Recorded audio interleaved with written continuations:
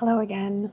I have had 3 ballet classes this week, and next week I have 3 more and a Pilates class on Monday. I'm trying to get all of my ClassPass credits out of the way before I go home for Christmas, so I feel like before a holiday I always stack my ClassPass classes like crazy because I just want to use up all my credits. And I kind of like feeling like I'm doing a high school sport again. Like I go at the same time every day and I get into a routine. It's just nice. There was a girl in my class yesterday who had the coolest leotard and I really wanted to ask her about it, but then I just didn't because we're always running out of the class really fast afterwards because like the next group has to come in. But it was like a gray, like thick tank strap and like a typical kind of like square neck, but then here, there was like a black mesh part that went like across and kind of like an angular pattern. I am not doing a good job of describing it, but that's kind of the vague idea. And I wanted to ask her and then I like hesitated and then she changed really fast and left really fast, so I didn't get to. But then she was back in my class today and she had another cool leotard on. I was like, I'm gonna ask her this time. And then she left during center, so I didn't get to. It's fine. But next time, I'm gonna find out what that leotard is. I am going to go see the movie Eternity with my friends tonight, so we'll see how that is. I think I've only watched the trailer like once. I know the very basics of the plot, but I've been trying to not watch a lot of movie trailers lately because I just don't want to know anything.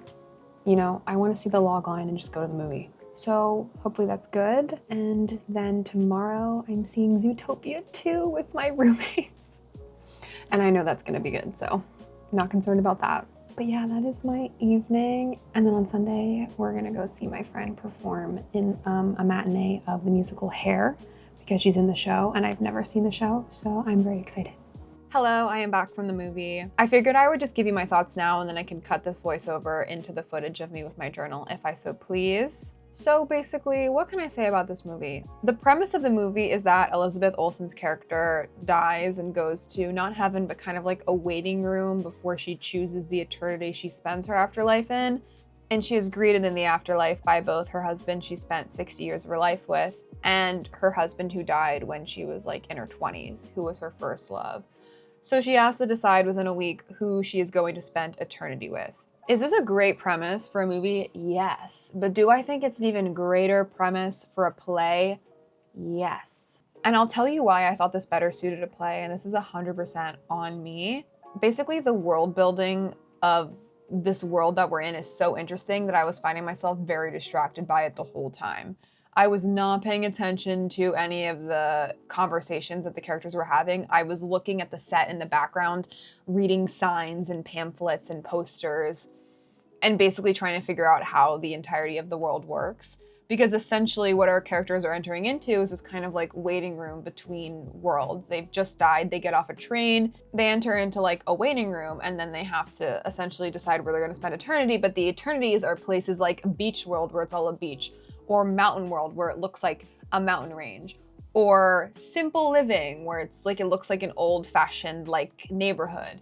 So I was so entranced by how this world possibly works that I was just spending the entire movie trying to figure out like the logistics of it and like how big each eternity is and like what limitations the eternities have and like how they potentially try to reconnect family members. Because there's a point in the movie where the husband is like, well, where did my parents go? And his AC, his afterlife coordinator, is like, well, we can tell you where they went, but then you'll have to spend eternity with your parents. But it did make me think, like, how do they coordinate family members meeting up? And technically you're only supposed to stay in the waiting room area for like a week, so they don't really let you try to reconnect with people, or you can try to get a job in the waiting room area if you do want to stay and wait, which is how Elizabeth Olsen's first husband waited for her for 65 years. So, see, such an interesting premise, and me being the kind of person that I am, I was so much more interested in the world building than the actual relationships between the characters, which is the same thing that happened when I first watched the movie The Lobster. I did not care about the relationship between the main characters. All I cared about was learning more about this insane world we were living in where people get turned into animals if they're single. Like, oh my God, I just want to know more about that. I need to know how we got to this point. So it's really a me thing, but I really enjoyed the movie. Like, it was very funny and everyone in the movie is so charming and the acting is great and the set looks amazing and the colors are beautiful. So don't let that take away from your opinion of it. It's just the world building was too interesting. where I wanted to know more. So essentially, the reason that I think this better suits a play is because in a play, you usually will have 1 or 2 sets at most, but you are hyper-focused on the characters and their conversations and their issues and relationships. So I think bringing the story into that much more concentrated area where you only really care about the characters and their conversations, that just places so much more importance on their story versus like the story of the world that they're in. Again, this is just a problem that I feel like I have because I was so intrigued by the world building. But like if it had been in a play, then I would have directed my attention towards where it's supposed to go, which is the characters. So that's kind of like what I mean when I say that I think it's better suited for a play, because the premise just makes for like too interesting of a world in a movie. Like it makes you want to learn everything else about the world and not care about the characters. Does that make sense? It makes sense in my head, but let me know if that sounds like complete gibberish. I can't wait to see what kind of world building Zootopia 2 has for me tomorrow morning, so I will see you there.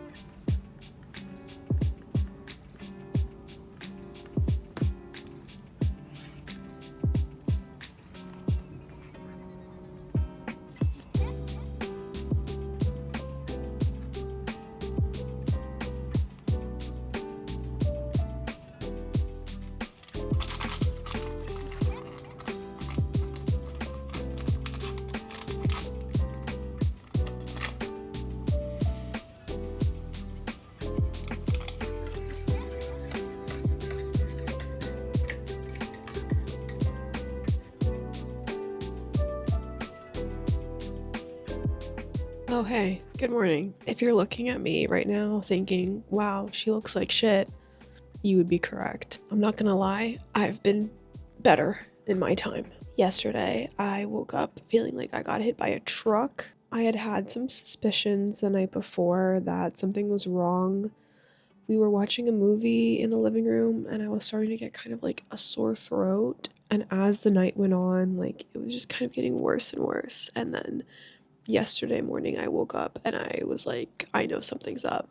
I had a fever all day yesterday, so I had to stay home and didn't get to go to hair. And my other roommate had a fever, so we must have the same thing, or one of us got it first and gave it to the other. I don't know what happened, but genuinely I could not move off the couch yesterday. You know how there's like a running joke that when men get sick, they're like really dramatic about it, like they get a man cold? I get a man cold. I'm the same way where like if I get a little bit of a fever or a little bit of a headache, it's like over for me for the rest of the day. I'm out of commission, and that was me yesterday. I'm feeling a bit better this morning. I don't have a fever anymore, and I just took some Dayquil, so hopefully by tonight I'll be okay. But I'm still having like a really bad headache when I look at a screen, which sucks because today's Monday, so I have to do work. Also yesterday I was meant to start looking through the hard drive that I got to kind of begin like editing that short film, and I just wasn't able to at all. But like every time I look at the computer right now, it's like my eyes are burning. So we'll see what happens with the rest of the day, but I'm hoping at least by the afternoon that I'm starting to feel more normal. But that is my current update, so I've been better.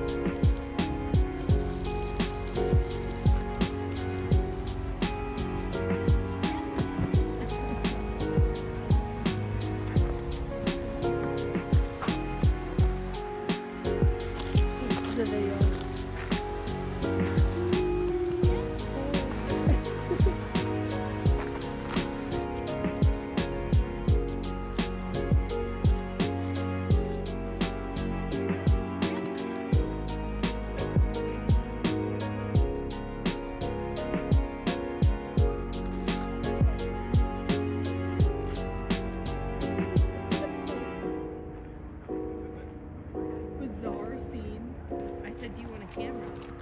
Because you take so many photos. And he said, no, I have a camera on my phone.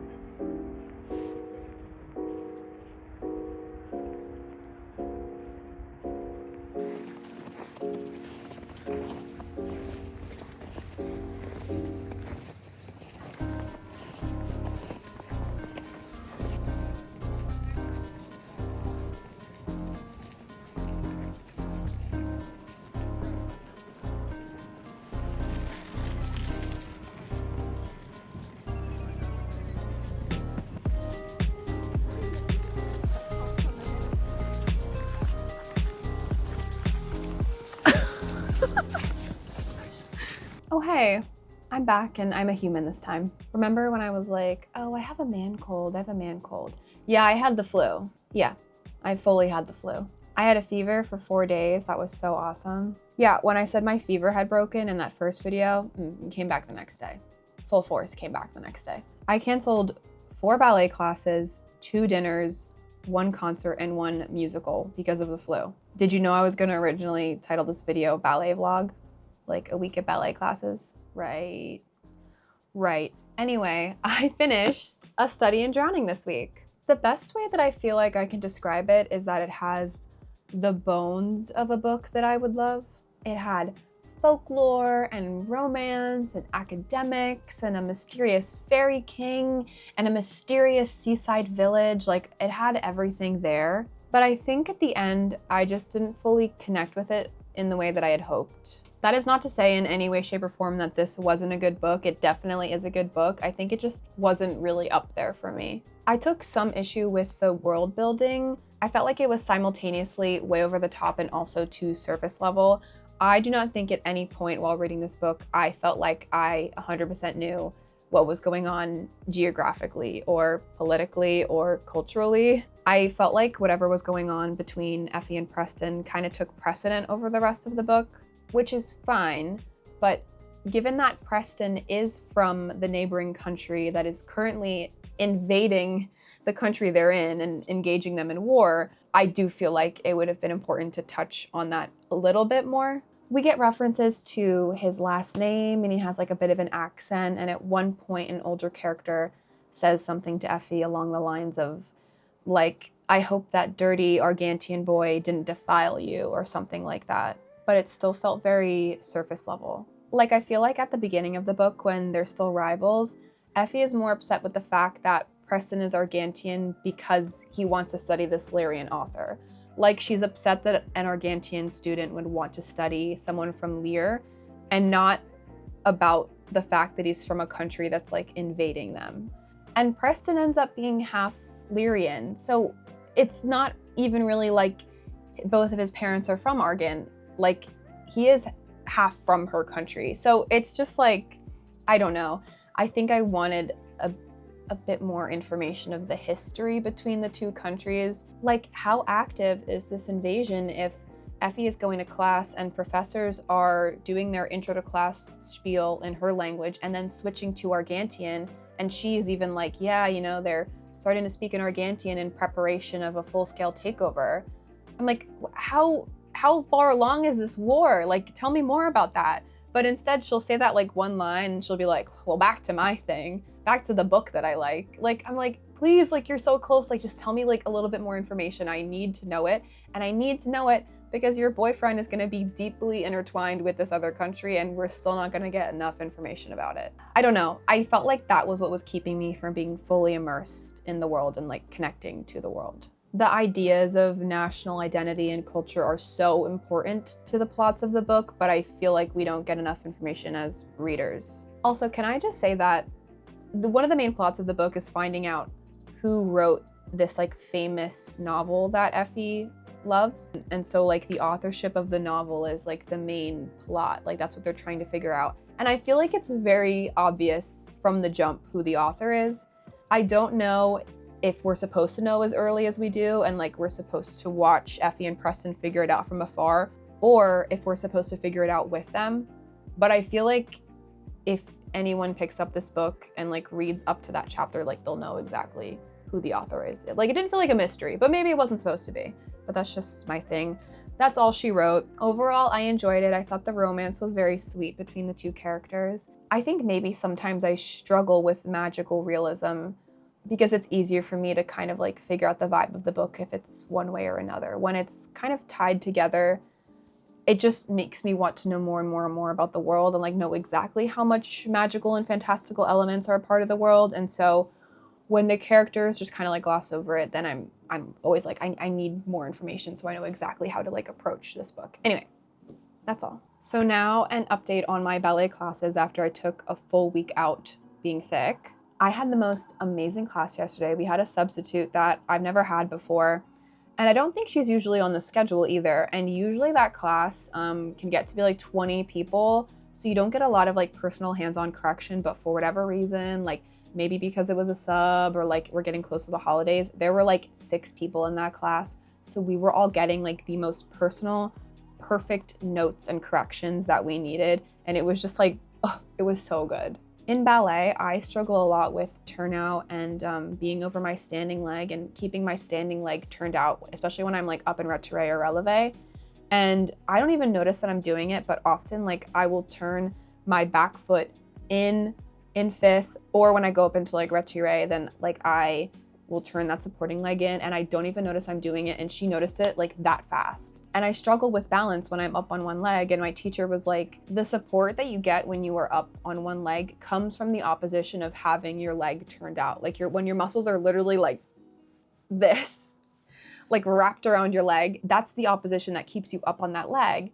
So I was like instinctively turning my leg in, thinking that being in parallel would help me to stay up. And she was like, no, like you have to have that opposition in your leg to keep you up. So you have to focus on keeping your supporting leg turned out. And it does work. Like that is what keeps you up. I was like shocked. I couldn't believe it. She had me just like stand in a la seconde with my leg out in dégagé and basically hold the turnout in the leg that was extended. And she was like, it's gonna feel like you are hanging off of a cliff by your fingernails, but that is the feeling that you wanna have because that is going to get you better. Like if you do this 3 times a day, that is what is going to improve, even though it feels like you're almost failing at it the whole time you're doing it. She also clocked that my fingers were really tense, like when I was up like this, and that meant that I wasn't using my back and my fingers should always be relaxed and like your strength should be coming like up through your back, through your shoulders. Like she was getting everything. It was amazing. Being an adult beginner and getting really specific corrections like that is something that's pretty rare, honestly. So I was so grateful that she subbed for that class, and I'm gonna keep my eye out for her name on the schedule in the future because I need to go back and have her tell me if I've improved or not because she was on it. Like she was really on it. I had a class today. I have another class tomorrow, and then I will be heading out for the holidays. So I'm very excited for that. I'm relieved that taking that week off when I was sick didn't seem to like totally reduce my skill in the sport. So that's always good to know. But that is all for me for this video. I hope you have enjoyed, and I will see you in the next one. Bye.